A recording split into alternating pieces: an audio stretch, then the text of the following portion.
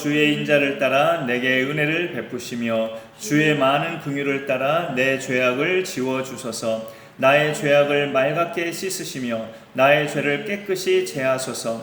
무릇 나는 내 죄과를 아오니 내 죄가 항상 내 앞에 있나이다. 내가 주께만 범죄하여 주의 목전에 악을 행하였나이다 하사오니 주께서 말씀하실 때에 의로우시다 하고 주께서 심판하실 때에 순전하시다 하리이다.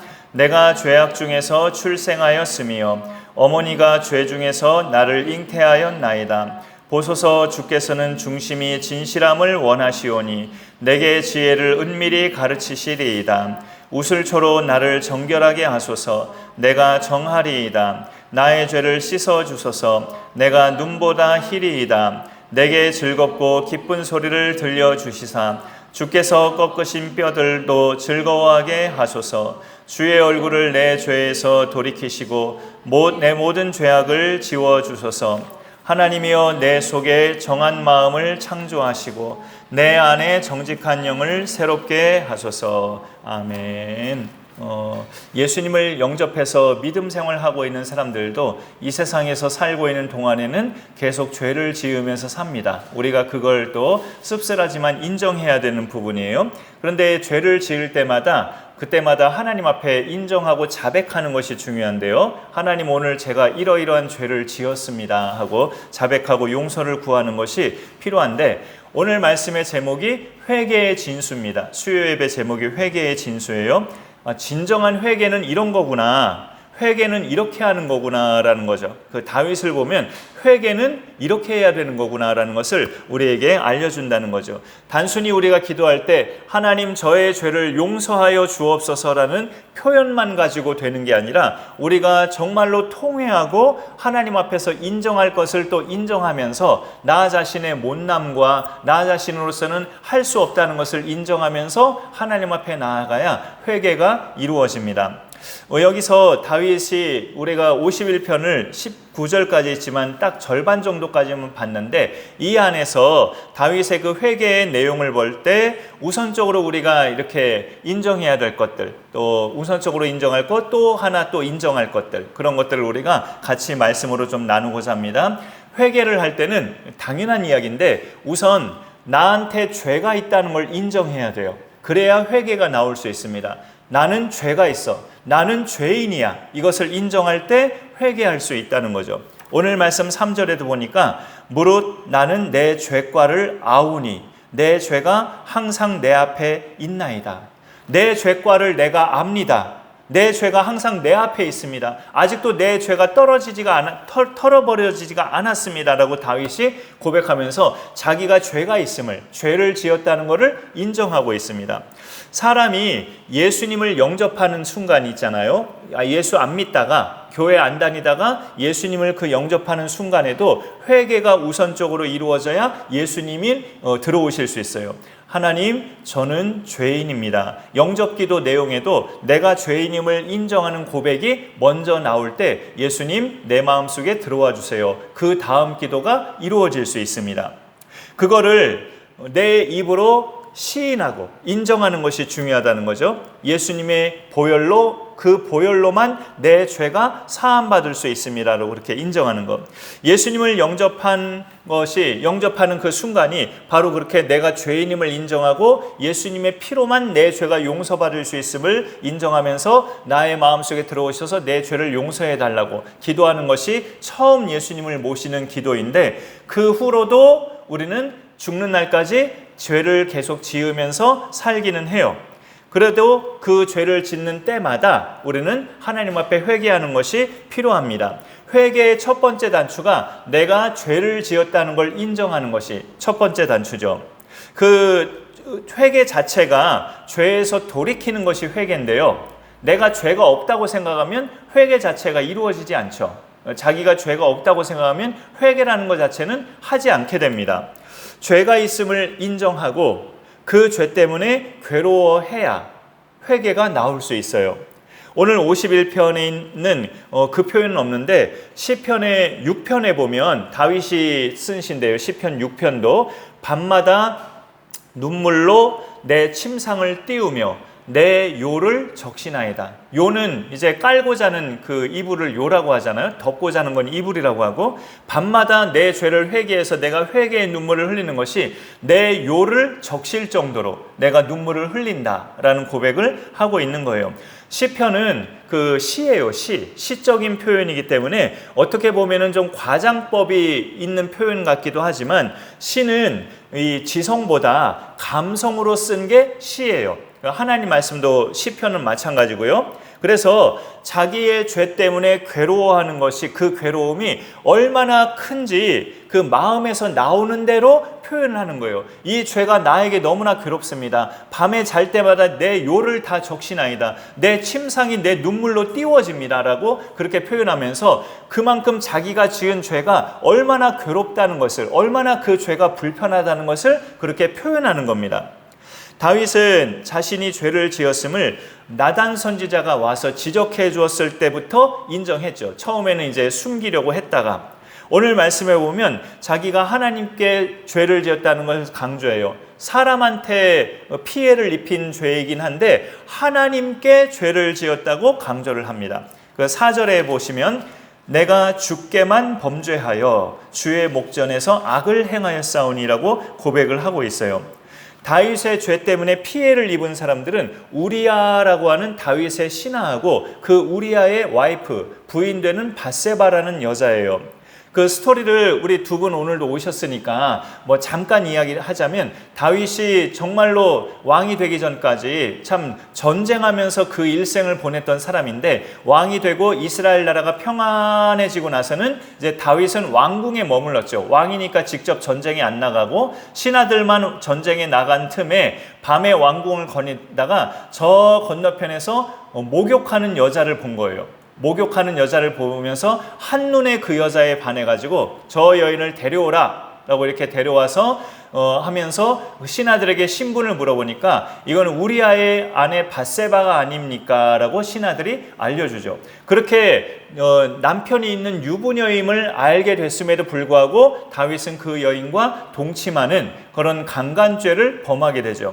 그리고 임신을 시켰는데 여인에게 그 아기가 그 여인의 남편의 아기인 것처럼 하려고 자꾸 남편을 집으로 가라고 해요. 전쟁통인데도 그 남편은 충복이라 내 진영에 많은 사람들이 저렇게 같이 있는데 또 내가 당신의 종인데 이 전쟁의 와중에 어떻게 나 혼자 집에 가서 쉬리까 하면서 집으로 안 가죠. 다윗이 쓴 묘책은 그 남편을 전쟁이 가장 치열한 곳에 앞자리에 내보내서 전사하게 만듭니다. 한순간에 강간죄와 살인죄를 범하는, 우리도 평생에 저지르기 힘든 그런 큰 죄를 다윗이 한순간에 저지르고 말았어요.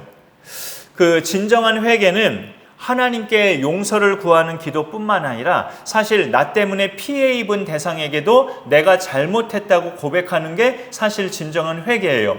내가 누구하고 대판 싸웠다. 그럼 그 사람한테도 가서 내가 잘못했다. 내가 당신한테 너무 마음에 상처를 줘서 죄송하다, 미안하다라고 고백하는 것이 또 회개에 포함되는 겁니다. 그런데 오늘 말씀에 보면 다윗은 내가 우리아에게 범죄하였으니, 내가 밧세바에게 범죄하였으니 그렇게 말하지 않고 내가 주께만 범죄했다라고 그렇게 말을 해요.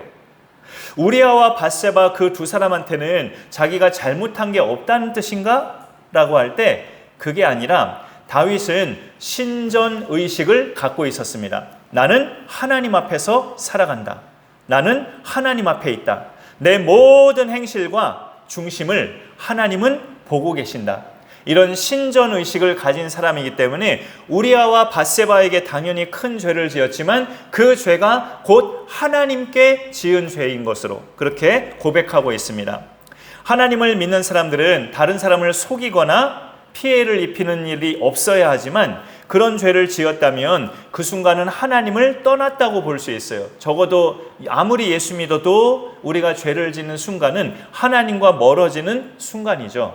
어떤 죄를 짓든지 우리가 죄를 짓는 순간은 하나님 말씀에서 멀어지는 순간이에요. 그래서 그 어떤 다른 내 마음속에 죄를 지은 거기도 하지만 또 누군가에게 상처를 줬다면 그 사람한테 지은 죄인 것도 맞기는 하지만 죄를 짓는 것은, 모든 죄는 그 죄를 짓는 순간이 하나님을 떠나 있는 순간이기 때문에 하나님께 죄를 지었다는 것이 궁극적으로 맞아요. 제가 아내에게 상처를 줬다, 자녀에게 상처를 줬다, 어머니께 상처를 줬다, 그러면은 그 가족에게 죄를 지은 거지만, 그렇게 막말을 하고 심한 말을 하는 순간은 내가 하나님을 떠나 있는 순간이기 때문에 하나님께 죄를 지었다라고 말하는 것이 또 궁극적으로 맞다는 거죠. 그래서 오늘 6절에 보면은, 6절에 보소서 주께서는 중심이 진실함을 원하시오니라고 이렇게 되어 있습니다. 중심이 진실함을 원하신다. 하나님은, 그 중심은 마음이죠. 하나님이 사람을 보실 때 외모를 보시지 않고 중심을 보시기 때문에 다윗을 왕으로 세우셨어요. 소년 시절에 중심이 바르게 돼 있는 다윗을 보시고 하나님이 그를 왕으로 세우신 건데, 그래서 그가 살인과 강간이라는 큰 죄를 지은 것은 피해자들에게도 죄를 지은 거지만, 다윗의 중심을 바르게 보시고 다윗을 왕으로 세워주신 하나님을 배신한 거죠. 하나님을 거역한 죄가 됩니다. 중심이 진실함을 하나님은 원하시는 건데, 죄를 지음으로 자기의 중심이 흐트러져 버렸어요. 중심에 때가 묻었고 더러워졌어요. 하나님 눈밖에 난 상태가 돼버렸어요. 처음에는 그거를, 왕의 권력을 가지고 자기 죄를 은폐하려고 했지만, 선지자로부터 날카롭게 지적받았을 때 바로 그 자리에서 자기 죄를 인정하죠. 내가 주의 목전에서 악을 행하였나이다 하면서 하나님 앞에서 살아가던 그 신전의식을 서서히 회복하기 시작합니다. 우리가 회개는 내가 죄가 있음을 인정할 때 이루어지지, 나 죄 없어 이러면 회개가 절대 이루어지지 않죠. 나는 늘 죄를 짓고 여전히 죄인이고, 오늘도 나는 순간순간 죄를 짓고 사는 연약하고 무디고 불쌍히 여김 받을 그런 죄인이라는 것을 인정할 때 회개가 나올 수 있어요. 또 하나 회개에서 중요한 사실은, 이것도 인정해야 되는 부분인데, 나의 그런 죄를 용서할 대상은 오직 하나님이라는 사실, 오직 하나님만이 내 죄를 용서하는 분인 것을 또 우리가 인정해야 됩니다. 이거는 앞서 나눴던 나는 하나님께만 죄를 지었다는 것과 일맥상통하죠. 내가 지은 죄는 하나님께 지은 죄이니 내 죄를 용서하실 분도 하나님 그분이다 라는 것을 우리가 같이 인정하는 거예요. 성경에서 하나님의 용서는 그분의 그 성품, 가끔 말씀드렸지만 하나님의 성품을 보여줘요. 하나님이 우리를 용서하신다? 그거는 그분의 성품이에요. 그러기를 좋아하신다는 거죠. 오늘 말씀에서는 그 하나님의 성품이 인자, 긍휼, 은혜 이런 것들로 표현합니다. 1절에 보면 하나님이여 주의 인자를 따라 내게 은혜를 베푸시며 주의 많은 긍휼을 따라 내 죄악을 지워주소서라고 되어 있어요. 이게 용서를 구하는 그 다윗의 표현입니다. 하나님 당신께는 인자하심과 긍휼과 은혜가 있으십니다. 하나님의 성품을 먼저 표현하고 있어요. 2절 자체는 그냥 죄를 용서해달라는 표현이에요. 2절은 나의 죄악을 말갛게 씻으시며 나의 죄를 깨끗이 제하소서. 보통 용서를 구하는 기도는 이것만 해도 돼요. 2절만. 내 죄를 말갛게 씻으시며 내 죄를 깨끗이 해주옵소서. 이것만 구하는 것도 회개가 돼요. 그런데 하나님의 성품을 1절에서 먼저 표현하고 있다는 거죠. 하나님 당신은 인자가 풍부하시고 은혜가 넘치시고 긍휼이 많으신 나를 불쌍히 여기시는 하나님이시오니 나의 죄를 말갛게 씻어주옵소서. 여기 앉아주세요. 말갛게 씻어주옵소서. 그렇게 하나님의 성품을 언급하면서 그렇게 자기 죄를 아뢰고 있어요. 물론 사람도 남 용서할 수 있죠. 그래, 내가 너 용서할게. 그래, 너 나한테 아주 나쁜 짓 했는데 내가 큰맘 먹고 너 용서한다 하면서 사람도 어찌 보면 죄를 용서할 수 있잖아요.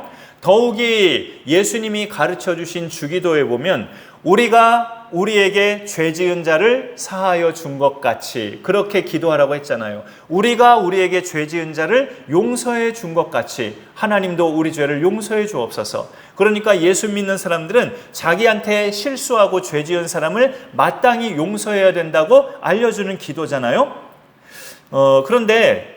그런데 사람은 다른 사람의 죄를 또 살면서 짓는 죄는 용서할 수는 있지만 그가 세상에 태어나기 전에 갖고 있는 그 원죄, 그리고 엄마 뱃속에서 태어날 때 가지고 태어나는 그 원죄, 그것까지 사람이 용서할 수는 없죠.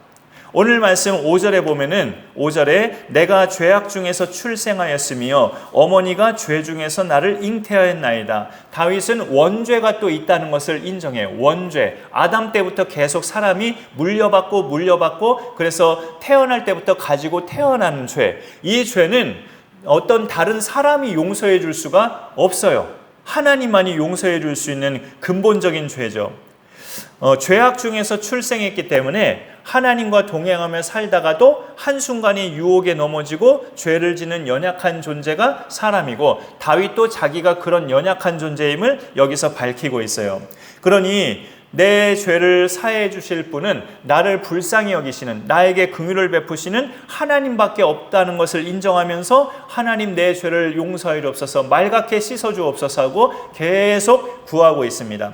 용서를 구하는 기도가 1절과 2절인데 그리고 그 뒷절에도 계속 나오고 있어요. 7절에도 보면 우슬초로 나를 정결하게 하소서, 내가 정하리이다. 정한다는 것을 깨끗하게 된다는 뜻이에요. 우슬초로 나를 깨끗하게 해주옵소서, 그럼 내가 깨끗하게 될 것입니다. 우슬초가 뭐냐면 보통 고깃집에서 삼겹살이나 돼지갈비 먹을 때 그 쌈 싸먹는 그 채소들, 쌈 싸먹는 채소들처럼 생겼어요, 우슬초가. 근데 이제 구약 성경에 보면 그 우슬초는 사람의 더러움을 사람의 더러움을 없애고 깨끗하게 하는 예식 때 사용하던 약초예요, 약초. 나병 환자가 그 나병에서 나았을 때 그 사람을 깨끗하게 하는 예식 때 우슬초가 사용됐고요. 그다음에 시체를 만진 사람, 구약 시대는 시체를 만지면 그 사람은 당분간 더러워진다고 하나님 말씀하셨는데, 그 부정한 사람을 깨끗하게 씻어주는 예식 때 필요한 것이 우슬초였어요. 그때 우슬초를 물에다 담갔다가 꺼내서 그 물에 그 적셔진 우슬초에 새의 피를 또 적셔서 사람에게 이렇게 물 털듯이 털어요. 적셔진 우슬초를 그 부정해진 사람에게 털어서 그 사람을 깨끗하게 해주는 예식입니다. 다윗은 지금 그렇게 우슬초로 나를 깨끗하게 해주옵소서, 그럼 내가 깨끗하게 되리이다라고 고백하고 있는 거죠.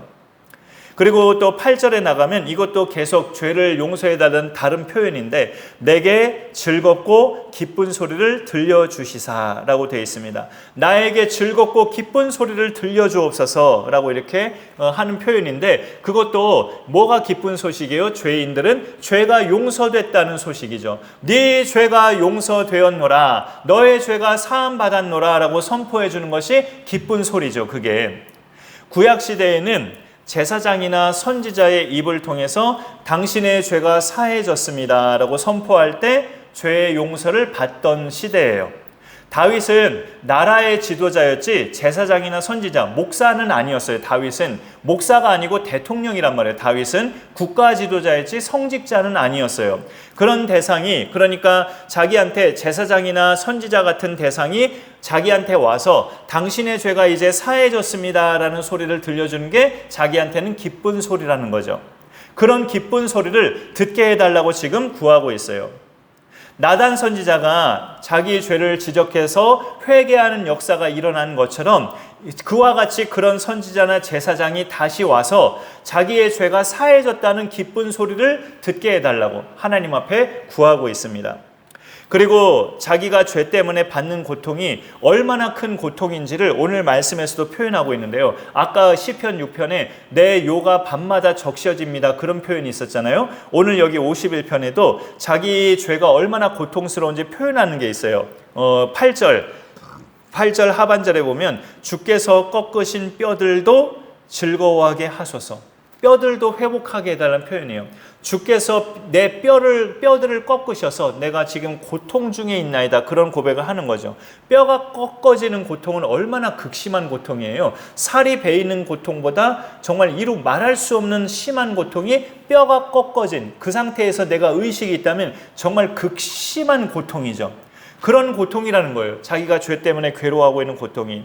예수님이 십자가에 못 박히시고 거의 이제 숨을 거두실 때 군인들은 저 예수가 죽었구나, 아니 아직 안 죽었구나 해서 그 다리뼈를 꺾으려고 했었어요. 빨리 죽게 하려고. 그런데 다가가 보니까 이미 죽은 거예요. 옆에 두 강도는 아직 안 죽어서 그들의 다리를 꺾었는데 예수님은 이미 숨을 거두셔서 뼈를 꺾지 않았다고 그렇게 말씀하고 있습니다. 몇 시간 뒤가 안식일이기 때문에 안식일 전에 그 시신을 빨리 내려야 해서 예수님을 빨리 죽게 하려고 그 다리뼈를 꺾으려고 했어요. 뼈를 꺾는 것은 죽음과 같은 고통이라는 것을 우리에게 알려주고 있습니다. 그런데 다윗은 자기가 지은 죄로 인한 그 괴로움이 뼈들이 꺾이는 고통이라고 표현을 합니다. 그래서 또 9절로 넘어가 보면은 계속 그 용서해달라는 표현을 다양하게 시적으로 하고 있는 거예요. 주의 얼굴을 내 죄에서 돌이키시고 내 모든 죄악을 지워주소서. 주의 얼굴, 주님이 날 쳐다보는 거, 주의 얼굴을 돌이켜달라고, 내 죄를 쳐다봐주지 말아달라고 하는 거죠. 지금 내가 더럽습니다. 지금 내가 지저분합니다. 지금 내가 사악합니다. 이런 나를 쳐다봐주지 마옵소서. 그게 용서해달라는 표현을 다른 이런 시적인 표현으로 하고 있는 겁니다. 어찌 보면 다윗이 참 멋있죠. 내 죄를 용서해 주옵소서 라고 이렇게 표현하는 것이 일반 사람들의 표현이라면 주님 당신의 얼굴을 내 죄에서 돌이켜 주옵소서, 내 더러움을 쳐다봐주지 마옵소서 이렇게 기도하는 것은 정말 시적이고 창의적인 표현이라고 우리가 생각할 수 있어요. 그 다음에 10절에도 하나님이여 내 속에 정한 마음, 순수하고 깨끗한 마음을 창조하시고 내 안에 정직한 영을 새롭게 하소서. 내가 엄청난 죄를 짓고도 그 죄가 없는 척하고 내가 숨기려 했습니다. 내가 거짓된 행동을 했습니다. 다시 정직한 영을 새롭게 하여 주옵소서. 자기 죄를 용서해달라는 것을 구구절절 굉장히 창의적인 표현으로 하고 있습니다. 창의적인 표현으로. 회개는 더러운 죄에서 돌이키는 건데요. 그러면 내 마음에서 더러움이 나가지만, 회개를 하면 내 마음속에 있던 사악함과 더러움은 이제 빠져나가지만, 그러면 이제 비어진 마음 상태잖아요. 비어진 마음 상태 그대로 놔두는 게 회개가 아니고, 더러운 것이 빠져나갔으면 깨끗함이 들어오는 것이 완벽한 회개입니다. 그래서 여기 10절에 내 속에 정한 마음을 창조하시고 깨끗한 마음, 그 다음 내 안에 정직한 영을 새롭게 하소서. 정직하고 진실함이 다시 들어와지게 해달, 내 마음속에 그런 간구를 같이 하고 있죠. 더러움은 나가버리고 새롭고 순수하고 깨끗한, 그리고 정직한 그런 상태가 다시 들어와지게 하옵소서. 이렇게 채워지기까지 되는 것이 진정한 회개인 것을 다윗의 간구를 통해서 우리는 회개의 진수를 알아볼 수 있어요. 그렇다고 제가 말씀의 제목을 회개의 진수 이렇게 해서 그렇다고 거창하진 않아요. 그게 크게 두 가지를 우리가 인정하면 돼요. 내가 죄를 지었다는 것, 죄인이라는 걸 인정해야 되죠. 나는 오늘도 죄를 지었어. 그냥 말로만 인정하는 게 아니라 그게 생각이 나고, 아, 그게 또 죄였는데 하고 이렇게 떠올려지고 생각나야 되죠. 내가 죄를 지었다, 오늘도. 그걸 인정해야 되고, 그 다음에 또 내가 어떤 사람한테 죄를 지었다면 그 사람한테도 마땅히 용서를 구해야 되지만, 그거를 다 하나님이 보시는 중에 죄를 지었기 때문에 나의 죄는 근본적으로 하나님께 지은 죄예요. 다윗이 그렇게 해서 그렇게 고백을 하잖아요. 내가 주께만 범죄하여, 하나님이 보시는 가운데, 엄연히 보시는 가운데 살인을 하고 강간을 했단 말이에요. 그러니까 주께만 범죄했다는 표현이 맞아요, 신앙적으로. 그러니까 우리도 회개할 때 내가 하나님께 죄를 지었습니다 하면서 하나님 앞에 범죄했음을 또 인정해야 되고, 그분만이 내 죄를 용서해 주실 수 있는 분인 것을 또 인정해야 돼요.